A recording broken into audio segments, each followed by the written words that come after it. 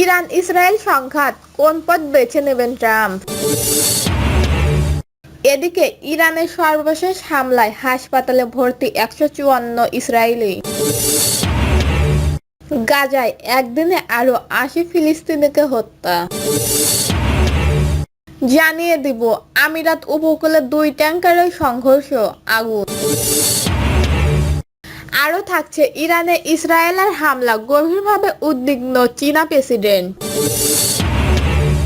এবং সর্বশেষ জানাবো, প্রেসিডেন্ট ম্যাকো ভুল বলছেন ট্রাম্প। শুনছিলেন সংবাদ শিরোনাম, এবারে বিস্তারিত।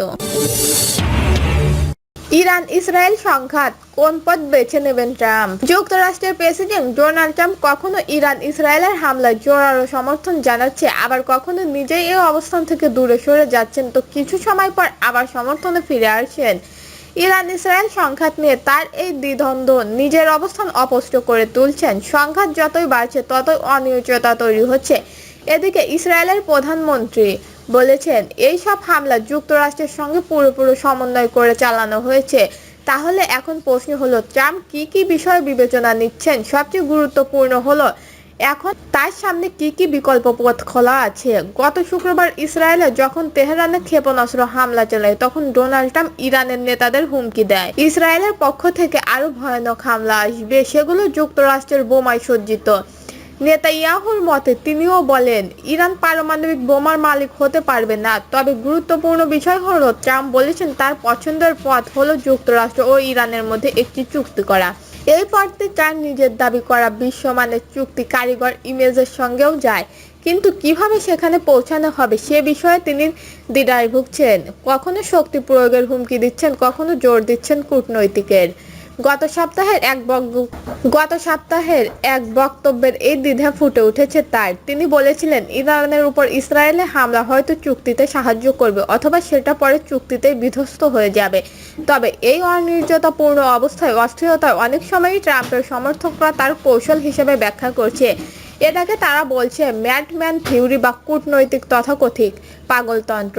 এই তন্ত্র অনুযায়ী ইচ্ছাকৃত, অনিচ্ছাকৃত বা অপ্রত্যাশিত আচরণ প্রতিফলকে ট্রাম্পের ক্ষেত্রে এমনই মিত্রদের ব্যাখ্যা করে একটি নির্দিষ্ট পথে আসবে। এই তন্ত্র মূলত প্রেসিডেন্ট রিচার্ড নিক্সনের স্নায়ুতন্ত্রকালীন কৌশলের সঙ্গে সম্পর্কিত। ট্রাম্পের কিছু উপদেষ্টা ও সমর্থক ইরান ইস্যুতে এই পাগলতন্ত্র কৌশলের পক্ষে। তাদের বিশ্বাস, এইসব হুমকি শেষ পর্যন্ত সফল হবে, কারণ তারা মনে করেন ইরান আসলে আলোচনায় আগ্রহী না। যদিও 2015 সালে ওবামার নেতৃত্বে হওয়া পারমাণবিক চুক্তিতে ইরান স্বাক্ষর করেছিল, যেটা ট্রাম্প পরে বাতিল করে দেন। নেতানিয়াহু দীর্ঘদিন ধরে ট্রাম্পের সামরিক পথ বেছে নিতে চাপ দিয়ে আসছেন, কূটনৈতিক পথ নয়। আর ট্রাম্প শেষমেশ হয়তো ইরানের নেতৃত্বের প্রতি তার আগ্রহী হুমকিগুলোকে বাস্তবায়ন দিতে এগোবেন। যদিও তিনি বহুবার নোবেল শক্তি পুরস্কার জেতার আগ্রহ দেখেছেন, ইসরায়েলের গোপনে আরো জোরালোভাবে যুক্তরাষ্ট্রে জড়াতে চাইতে পারে, যেন তারা মনে করেন কাজটা যেন দ্রুত শেষ হয়ে যায়। যুক্তরাষ্ট্রের কাছে এমন ভয়ঙ্কর ধ্বংসকারী বোমা আছে, যা ইরানের ফরদতে অবস্থিত ভূখণ্ড ও ইউরেনিয়াম সম্পৃক্ত কেন্দ্র ধ্বংস করে দিতে পারে ইসরায়েলের বিশ্বাস। এদিকে যতই সংঘর্ষ বাড়ছে, ততই কংগ্রেস রক্ষণশীল রিপাবলিকানদের কাছ থেকে ট্রাম্পের ওপর চাপ বাড়ছে, যারা বহুদিন ধরে ইরানের সরকার পরিবর্তনের ডাক দিয়ে আসছেন। ট্রাম্প হয়তো এটাই ভাবছেন, এতে ইরান দুর্বল অবস্থানে আলোচনায় বসতে বাধ্য হবে। কিন্তু সত্য হলো, ইরান ইতিমধ্যে আলোচনার টেবিলে ছিল, কারণ তার দ্রুত সিপ কনফারেন্সের সঙ্গে ওমানে রোববার 6ষ্ঠ দফায় আলোচনা হওয়ার কথা ছিল, কিন্তু এখন সেই আলোচনা বাতিল হয়ে গেছে। এখন পর্যন্ত ট্রাম্প বারবারই বলেছেন, ইসরায়েলের হামলায় যুক্তরাষ্ট্রের সরাসরি জড়িত নয়, তবে সংঘাত বাড়লে সেটি ট্রাম্পের জন্য বড় ঝুঁকি নিয়ে আসতে পারে, এমনকি তার রাজনৈতিক উত্তরাধিকারের উপরও প্রভাব ফেলতে পারে। ইতিমধ্যে আমেরিকার নৌবাহিনীর দেশটার ও স্থলভিত্তিক ক্ষেপণাস্ত্র প্রতিরক্ষা ব্যবস্থা ইরানের প্রতিশোধমূলক হামলা ইসরায়েলকে রক্ষা করতে সহায়তা প্রদান করেছে। ট্রাম্পের জাতীয় নিরাপত্তা পরিষদের কিছু উপদেষ্টা হয়তো তাকে সতর্ক করেছে এই মুহূর্তে এমন কোনো পদক্ষেপ না নেওয়ার জন্য, যা ইরান বিরোধী হামলা আরও তীব্র করে তুলতে পারে। কারণ কিছু ইরানি ক্ষেপণাস্ত্র ইসরায়েল যুক্তরাষ্ট্রের যৌথ প্রতিরক্ষা ব্যবস্থা ভেদ করে প্রাণঘাতী হামলা করেছে। নেতানিয়াহু বলেছেন, ইরানের সর্বোচ্চ নেতা আয়াতোল্লাহ আলী খামেনির ওপর হামলা চালানো, সেটা সংঘাত বাড়বে না, বরং সংঘাতে শেষ হবে। কিন্তু নাম প্রকাশে অনিচ্ছুক যুক্তরাষ্ট্রের এক কর্মকর্তা বলেছে, ট্রাম্প স্পষ্ট করে বলেছেন তিনি এমন হামলার বিপক্ষে রয়েছেন। ইরানের সর্বশেষ হামলায় হাসপাতালে ভর্তি 154 ইসরায়েলি। ইসরায়েলের স্বাস্থ্য মন্ত্রণালয় জানিয়েছে ইরানের সর্বশেষ ক্ষেপণাস্ত্র ও ড্রোন হামলায় মোট 154 জন আহত হয়ে বিভিন্ন হাসপাতালে ভর্তি হয়েছে। আহতদের মধ্যে 4 জনের অবস্থা মাঝারি ধরনের, 130 জনের অবস্থা মৃদু ও 15 জনকে এখনো পর্যবেক্ষণে রয়েছে এবং 5 জনের মানসিক আঘাতজনিত উদ্বেগের কারণে চিকিৎসাধীন। খবর বিবিসির। এদিকে ইরানের স্বাস্থ্য মন্ত্রণালয়ের তথ্য অনুসারে গত শুক্রবার থেকে ইসরায়েলের বিমান হামলায় অন্তত 224 জন নিহত হয়েছে, যার মধ্যে 70 জন নারী ও শিশু রয়েছে। এছাড়াও আহতের সংখ্যা 1200 ছাড়িয়েছে।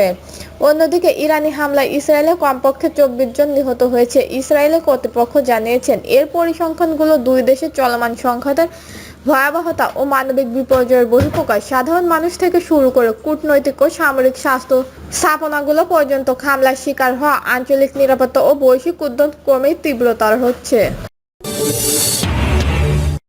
গাজায় একদিনে আরো 80 ফিলিস্তিনিকে হত্যা।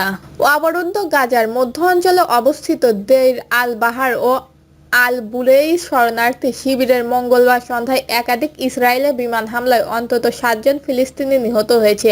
ফিলিস্তিনি বার্তা সংস্থা ওয়াফার বরাত দিয়ে এই তথ্য জানিয়েছে মিডল ইস্ট আই। প্রতিবেদন অনুসারে দেইর আল বাহার শহরের কেন্দ্রস্থলে একটি বাড়িতে চালানো বিমান হামলায় কমপক্ষে 1 জন নিহত হয়েছে। একই এলাকায় আবু আল আজিন অঞ্চলে বাস্তুচ্যুতদের একটি তাঁবু লক্ষ্য করে চালানো আরেকটি হামলায় অন্তত 2 জন প্রাণ হারায়। এদিকে আল বুরেই শরণার্থী শিবিরে একটি বাড়িতে চালানো ইসরায়েলি বিমান হামলায় একটি পরিবারের 4 জন নিহত হয়। নিহতদের মধ্যে নারী ও শিশুরাও রয়েছে।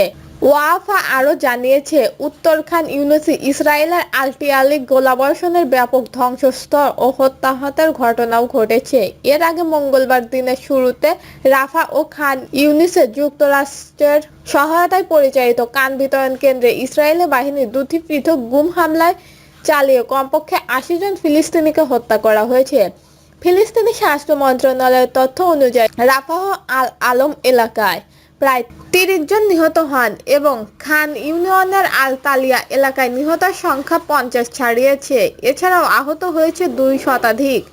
গাজার স্বাস্থ্য মন্ত্রণালয়ের তথ্য মতে নিহতদের সর্বশেষ এই সংখ্যা যুক্ত হয়েছে 2023 সালের অক্টোবর থেকে গাজায় ইসরায়েলি বাহিনীর হামলায় নিহত ফিলিস্তিনিদের সংখ্যা বেড়ে দাঁড়িয়েছে 55,493 জনে। আহতদের সংখ্যা দাঁড়িয়েছে 1,29,320 জন ছাড়িয়েছে। তবে গাজার তথ্য অফিস নিখোঁজ হওয়া ফিলিস্তিনিদের সঙ্গে যোগ করে প্রকৃত নিহতদের সংখ্যা 62,000-এরও বেশি বলে উল্লেখ করা হয়েছে।